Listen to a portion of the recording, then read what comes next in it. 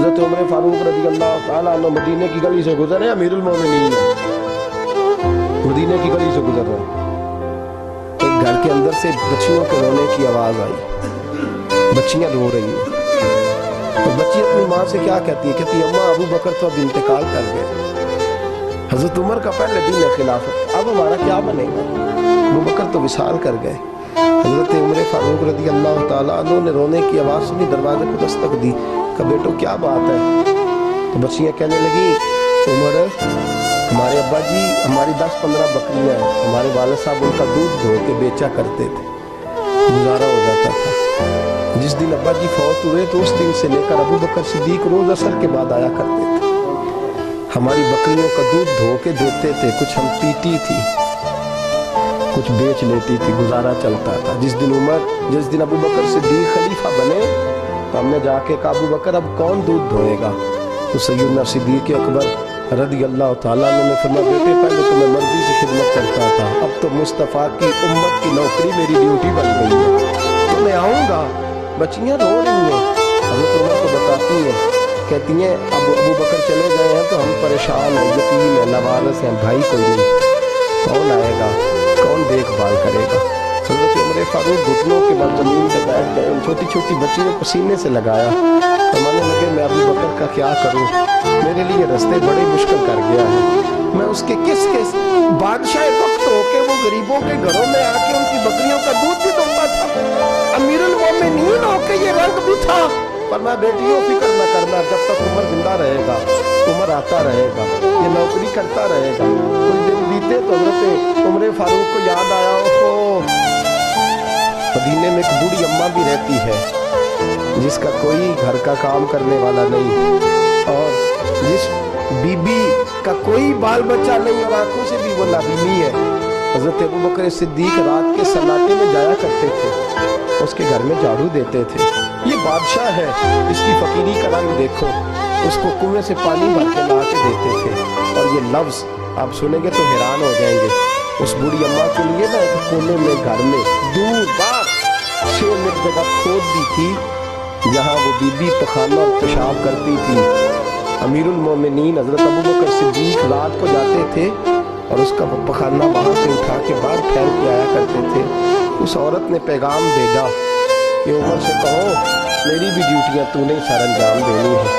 عمر فاروق ساری رات کام کرتے، سناٹا گہرا ہوتا تو جھاڑو دبایا ہے بغل میں، اور عمر فاروق نکلے ہوئے اس بی بی کے گھر میں جھاڑو دیا جا رہا ہے۔ حضرت انس بن مالک فرماتے ہیں میں نے آخری عمر میں بھی اس بوڑھے عمر کو دیکھا، اس بڑھاپے میں بھی میں نے اس شخص کو دیکھا ہے کہ جب وجود کمزور ہو گیا، داڑھی سفید ہو گئی، لیکن پھر بھی اس کا انداز نہیں بدلا، اس نے ساری زندگی بادشاہی میں فقیری کر کے گزار دی، یہ پھر بھی کسی کے گھر میں جھاڑو دیتا ہے، کسی کی بکریوں کا دودھ دھوتا ہے، یہ کسی غریب میرے دوست یہ۔ اور جب سیدنا فاروق اعظم رضی اللہ تعالیٰ نے خطبہ دینے بیٹھتے تو کپڑے پھٹے ہیں، پیبند لگے ہیں، مزاج سادہ ہے، بڑا مال آیا ہے، بڑا مال، لیکن تقسیم کر دیا، اور یہی انداز آگے اپنے گورنروں کو دیا۔ حضرت سعید بن عامر رضی اللہ تعالیٰ عنہ آپ کے گورنر ہیں، حمص کے گورنر ہیں۔ جب لسٹ آئی نا غریبوں کی، حضرت عمر نے کہا کہ حمص کے جتنے غریب لوگ ہیں ان کی لسٹ بنا کے بھیجو، ان کو چندہ لگانا ہے۔ تو 17ویں 18ویں نمبر پر سعید بن عامر کا نام دیا گیا، گورنر صاحب کا۔ تو حضرت عمر نے سوچا شاید کوئی اور سعید بن عامر ہے، فرمانے لگے یہ کون ہے جس کی ڈیوٹی لگائی تھی؟ اس سے کہنے لگے یہ سعید کون ہے؟ تو کہا حضرت یہ ہمارے صوبے کا گورنر۔ تو فرمایا اس کی لسٹ فقیروں میں؟ فرمانے لگے پتہ نہیں آپ نے کیا رنگ بھر کے بھیجا ہے، مہینہ مہینہ یہ شخص درختوں کے پتے کھا کے گزارا کر دیتا ہے۔ کہ یہ میں فرشتوں کی کہانیاں نہیں سنا رہا آپ کو، میں آپ کو جنات کی یا عالم بالا کی باتیں نہیں، اس دھرتی پہ بسنے والے، اس دھرتی پہ وقت گزارنے والے میرے رسول پاک کے تیار کردہ ہیرو کی باتیں عرض کر رہا ہوں۔ حضرت عمر گئے ایک دفعہ، کہا مجھے بتاؤ تمہارا گورنر کیسا ہے؟ تو حمص کے لوگ کہنے لگے ہمیں اپنے گورنر سے 4 شکایتیں۔ کون کون سی؟ پہلی بات تو یہ ہے کہ گورنر صاحب کو چاہیے فجر کے وقت آئے، یہ سورج نکل آتا ہے تو باہر آتے ہیں وقت، سورج نکل آتا ہے تو آپ کہہ کے تو دیکھیں کسی معمولی سرکاری ملازم سے फिर आप देखिए आपका क्या बनता है। कहा ये सूरज निकलते वक्त आते। दूसरी शिकायत ये है कि दिन को मिलते हैं रात को नहीं मिलते। तीसरी शिकायत ये है कि महीने में एक दिन मिलते ही नहीं, गवर्नर साहब। चौथी शिकायत है कि रोते हैं कभी कभी, इतना रोते हैं कि बेहोश हो जाते हैं। हज़रत फारूक आज़म ने खड़ा कर लिया, फरमाया सईद तेरी शिकायत आई है, हुजूर हुक्म। फरमाया सुना है, पहले तू फजर के वक्त आ जाता था लोगों के मसाइल सुनने, अब तू सूरज निकलते वक्त आता है। कहा हुजूर बीवी बीमार हो गई है और घर में नौकर तो है कोई नहीं, तो मैं सवेरे उठता हूँ तो पहले नाश्ता बनाता हूँ, बच्चों को खिलाता हूँ। उस औरत ने 35 साल मेरे साथ वफा की है, अब चारपाई पे है तो मैं उसके मुंह में लुकमे डालता हूँ। कहा उसे खाना खिला के जब वो दुआ देती है तो फिर निकलता हूँ। तो कहा सुना है तो हफ्ते में एक दिन मिलता ही नहीं, महीने में। कहने लगी हजरत जी जब मदीने से आया था तो एक कुर्ता और एक तामद साथ लाया था, मुझे आज 2.5 साल हो गए हैं, मैं नया लिबास नहीं खरीद पाया। मैंने अर्ज की मैं इस धरती में बसने वाले लोगों की दास्तान सुना रहा हूँ।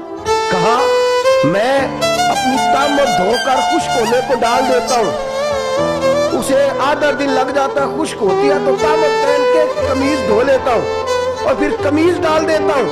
हजरत जी सारा दिन बीत जाता है तो बाहर नहीं आ पाता। हजरत उमर फारूक की गर्दन झुक गई। का सुना है तू रात को मिलता ही नहीं।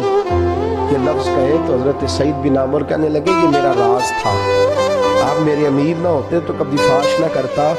दिन मैंने बंदों के लिए रखा है, रात अपने रब के लिए रखी हुई है। मैं रात की तन्हाइयों में अपने करीम की बारगाह में जाता हूँ और मैं सारे दिन के गुनाहों की माफ़ी मांगता हूँ। मैं अपनी गलतियों की तलाफी का सवाल करता हूँ, उसके हुजूर जाता हूँ, उसे दुखड़े सुनाता हूँ। रात मेरी उसके लिए बीत जाती है। हजरत उमर की और गर्दन झुक गई। फरमाया ये बता कि तू मिलता ही नहीं, कभी कभी तो रोता है और बेहोश हो जाता है। हजरत जी 40 साल की उम्र में कलमा पड़ा है, जब 40 साल के पिछले गुनाह याद आते हैं तो कब फिर मैं जब्त नहीं कर पाता। वो खताएं, वो पाप, वो जुर्म, वो खताएं जब सोचता हूँ ना कि रब खड़ा करके पूछेगा बता ये जुर्म क्यों किया, तो वो एहसास मुझे परेशान कर देता है। हज़रत जी मैं फिर बर्दाश्त नहीं कर पाता, फिर मैं तड़प उठता हूँ, मेरी ये कोताहियाँ हैं, बताइए क्या कहते हैं। हज़रत फारूक आज़म ने गर्दन उठाई तो आंखों में आंसू थे। कहने लगे या अल्लाह मुझे इस जैसे कुछ और गवर्नर भी अता फरमा, या अल्लाह इस जैसे कुछ और गवर्नर भी।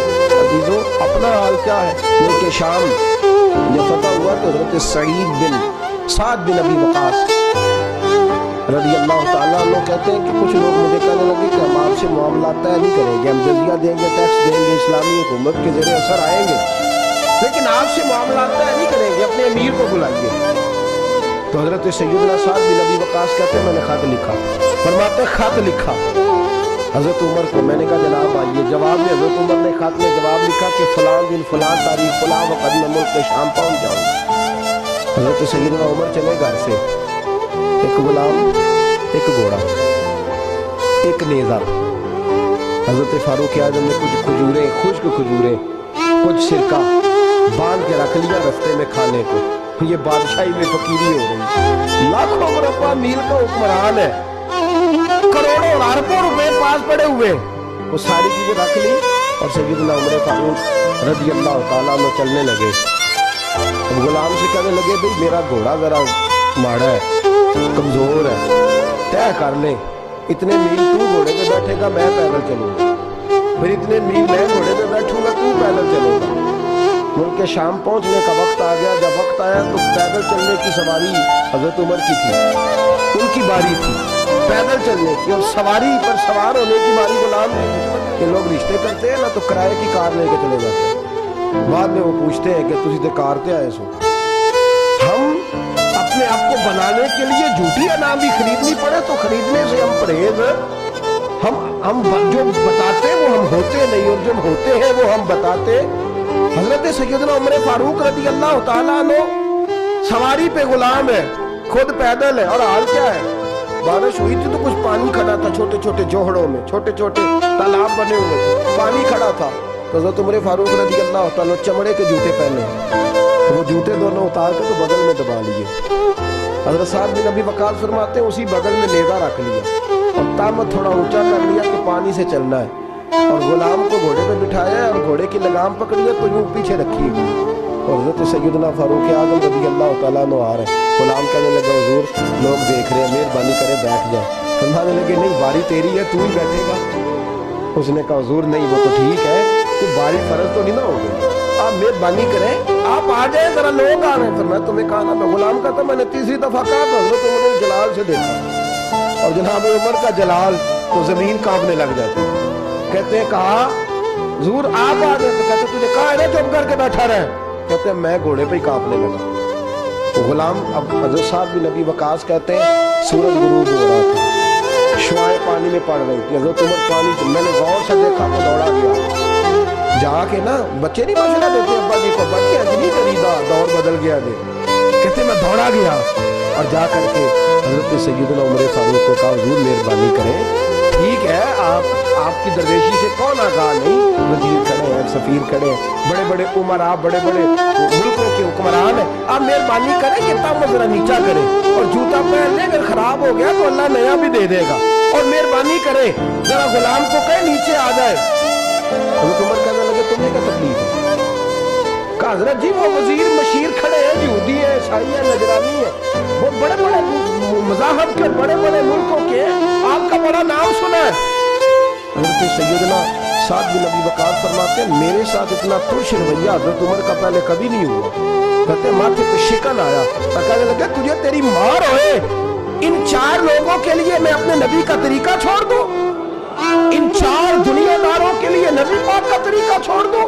فرمانے لگے سر سے پگڑی اتاری حضرت عمر نے جلال میں, فرمانے لگے میرے سر پہ جو بال ہے نا یہ مجھے کسی دنیا دار نے نہیں دیے, یہ ساری عزتیں مجھے آمنہ کے لال نے عطا فرمائی ہے, اور میں ان محبوب کا طریقہ ان 4 لوگوں کی خاطر چھوڑ دوں. فرمایا قرآن کہتا ہے ان اللہ یأمر بالعدل والاحسان, جب میں نے خود عدل کا تقاضا یہ رکھا ہے کہ کبھی وہ بیٹھے گا کبھی میں بیٹھوں گا, باری اس کیا تو میں کیسے بیٹھ جاؤں.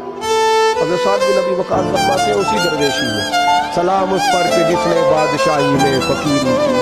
کہتے ہیں اسی درویشی میں حضرت عمر پہنچے تو جو پہلے ڈرا کرتے تھے جب حضرت عمر آئے تو انہیں کامتے بھی دیکھا, روب اور بڑھ گیا, ان کے دلوں کے اندر حضرت عمر کا دبدبا اور بڑھ گیا, اور میرے کانوں میں کہنے لگے سعد پہلے سنا تھا لیکن دنیا ساتھی کہتی ہے جو حال محمد اور محمد کے غلاموں کا ہے صلی اللہ علیہ, وہ دنیا میں دوسرا کوئی حاصل کر سکتا. آج ہمارے پروٹوکول, ہمارے دبدبے, ہماری انا پرستیاں, ہمارے دعوے, ہمارے طریقے, میرے عزیزوں لوگ ہمیں آ کے مثال دیتے ہیں, کہتے ہیں یورپ کی فلاں گلی میں یہ ہوتا ہے. میں نے کہا وہ گرد راہ کو نہیں پہنچ سکتے, یہ ساری چیزوں تو میرے مصطفیٰ کے غلاموں سے حاصل کیا لوگ, ہم نے چھوڑ دی, غیروں نے اپنا لی. خدارا اپنی زندگی میں تبدیلی لائے. درویشی, سادگی, بے تکلفی, یہ زندگی حسین ہوتی ہے, یہ زندگی سکون والی ہوتی ہے, یہ زندگی اچھی ہوتی ہے, یہ فرحت اور تازگی والی ہوتی ہے. اپنے آپ کو تکلیفوں اور آلائشوں میں مبتلا نہ کرے.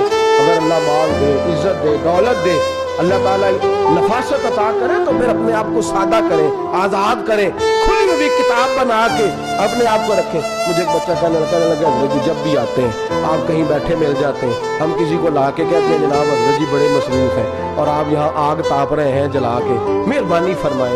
میں نے کہا یار 2-4 دن تو بن صبر کے بیٹھنا بندے کے لیے آسان ہوتا ہے, سارا دن ملمہ سازی کر کے رکھنا اتنا آسان کام ہے.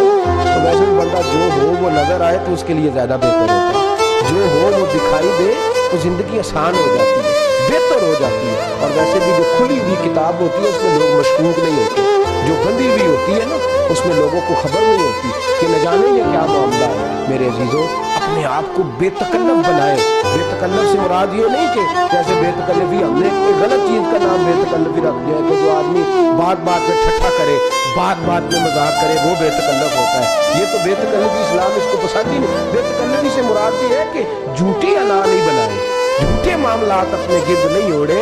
اپنی اگر اللہ آپ کو بہت زیادہ مال و دولت دیتا ہے تو جتنا وہ اللہ رومی کہتے ہیں جتنا ٹہنی پہ پھل زیادہ لگتا ہے نا اتنی وہ ٹہنی جھک جاتی ہے. جو اکڑی ہوتی ہے سمجھو وہ خالی ہوتی ہے.